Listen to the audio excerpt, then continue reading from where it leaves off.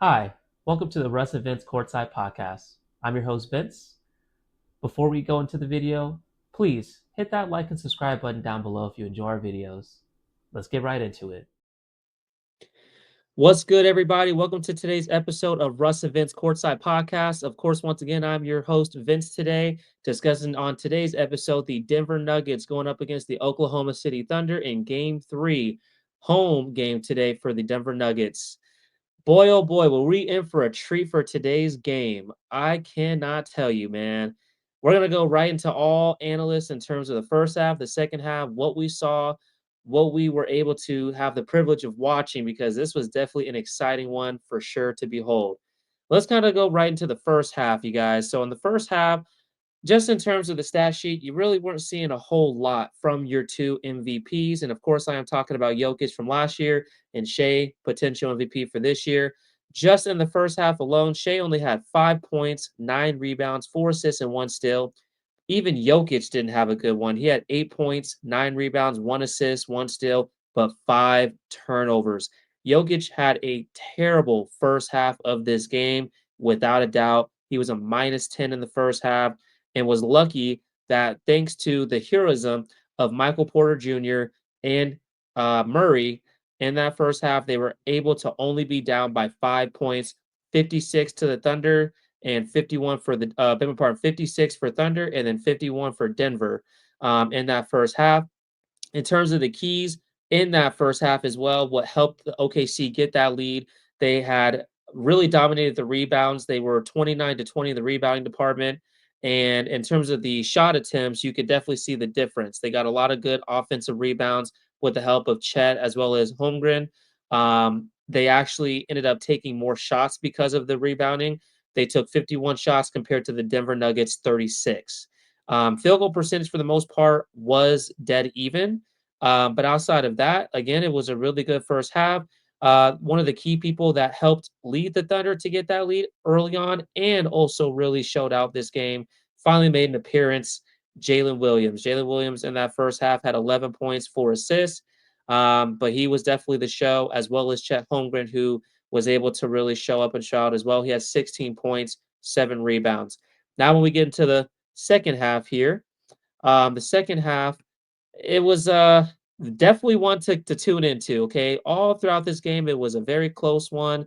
You didn't really know how the outcome of this game was going to go for the most part, but one thing I knew for sure is this was definitely a game where it was a game of runs as well as a great defensive game. One moment you had Shea over here dancing, trying to get his shot up, being a free throw merchant, especially late in the fourth, but not getting those calls. I wanted to give a shout out to the refs this game for not allowing the shenanigans that we've had to deal with all season long from Shea, basically forcing the occasion to try to force and get a contact call to go to the free throw line. They did not allow that to happen this game. It was a very physical playoff level game, something that a lot of us were able to enjoy.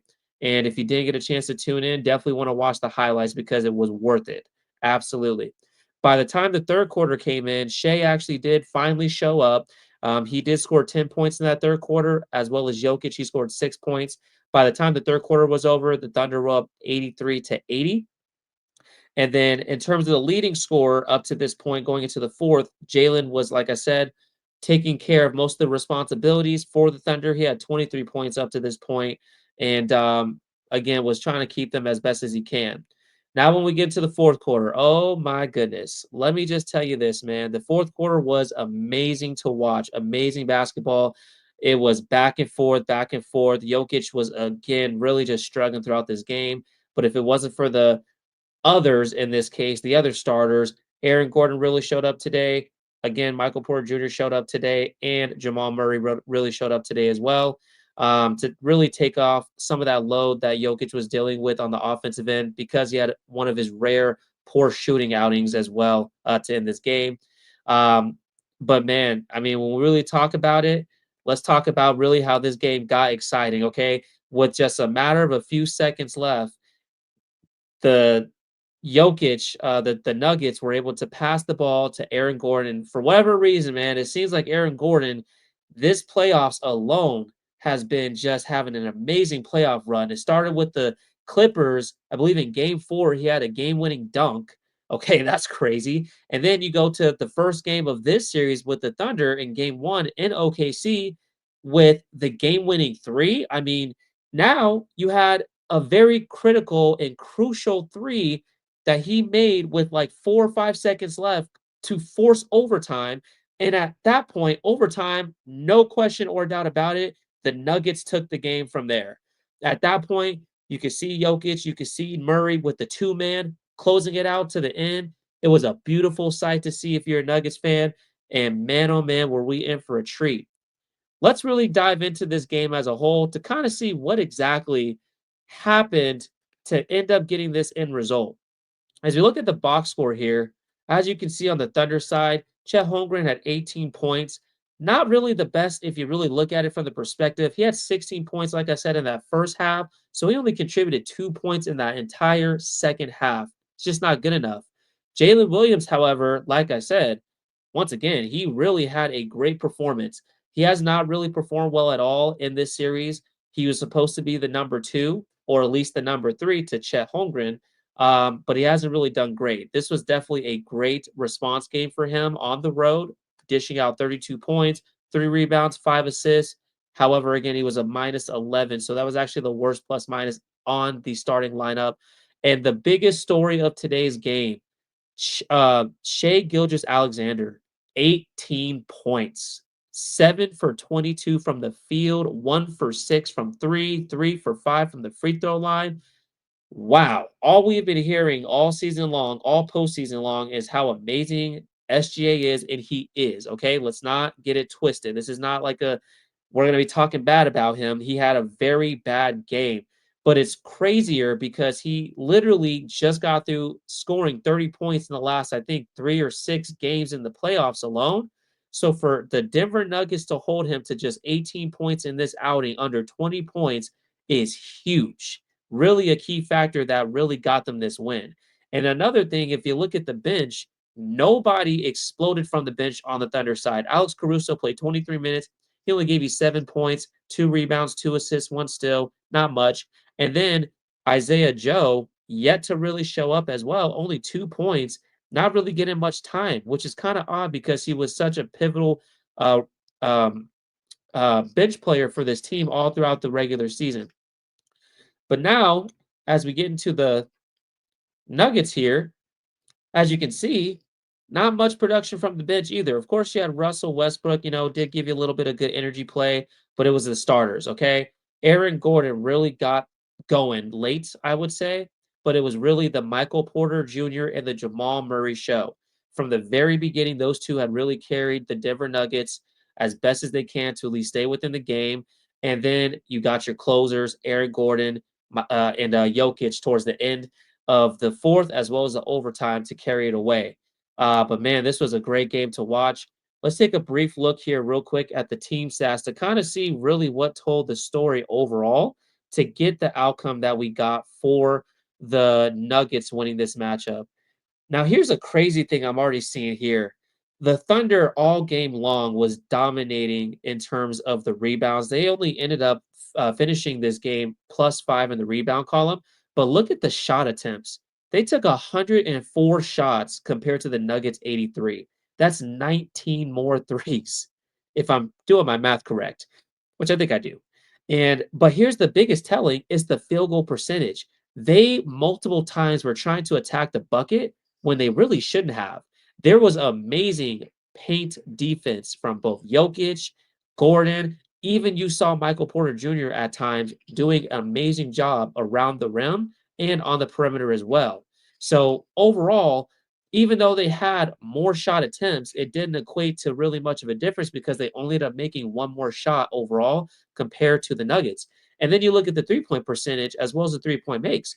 The Nuggets had 16 for 40, shooting 40% compared to the Thunder, who were 9 for 35, 25.7%. Just not going to get the job done. So overall, man, I mean, just looking at these stats, it's telling you a lot. The Nuggets didn't even win the turnover battle, right? And they got outscored in the paint. So this just goes to show, man, you can win in a multitude of ways, especially when we're talking about playoff basketball. And the Nuggets, this was definitely one of those typical games where, we often hear about championship pedigree, championship DNA. We also heard a lot about how this Thunder team was still very young, a little bit immature. And a lot of people may have been worried when they blew the socks out of this Nuggets team in game two. I think they won by like 54 points. And that's the weird thing about this Thunder team is they can have a game where they can blow the heck out of you, and then they can have a game where they just look completely incompetent or they look like they're just not ready for the moment. So either way, man, we are definitely in for an amazing treat overall for this matchup. Nuggets, Thunder, it's looking just as great as the Nuggets Clippers matchup, man. Everything we could ask for. But overall, man, this has been an amazing, amazing game to watch.